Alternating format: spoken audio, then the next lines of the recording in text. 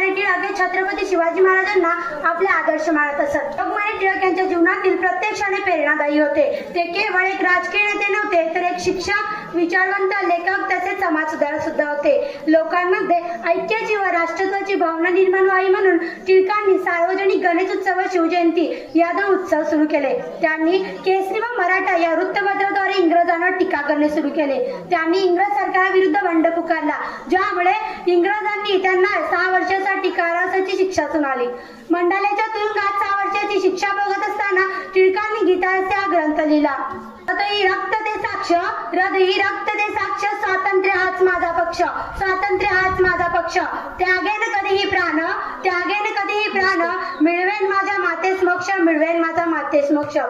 लोकमान्य टिळक हे जहालवादी होते। स्वातंत्र्य मिळवण्यासाठी रक्त तर सांडावेच लागेल, नाहीतर मिळालेल्या स्वातंत्र्याची किंमत राहणार नाही असे त्यांना वाटत असत। कितीही संकटे आली, आभाळ जरी कोसळले तरी त्यावर ठामपणे पाय देऊन उभा राहणार मी असे म्हणणारे, भारतीयांच्या मनात राष्ट्रत्वाची भावना निर्माण करणारे थोर महान व्यक्तिमत्व लोकमान्य टिळक यांचे 1 ऑगस्ट 1920 रोजी आजारपणामुळे निधन झाले। मी जाता जाता एक कविता सादर करणार आहे। नेतृत्वाने जहाल ते लोकमान्य होते, नेतृत्वाने जहाल ते लोकमान्य होते, समृद्ध लेखणीची जळती मशाल होते, समृद्ध लेखणीची जळती मशाल होते।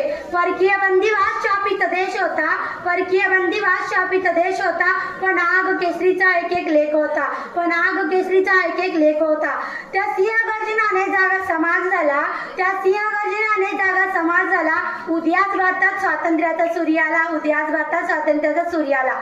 तुम्ही सर्व विद्यार्थ्यांनी माझा भाषण अतिशय शांतपणे ऐकलात, याबद्दल मी तुमचे मनपूर्ण आभार मानते।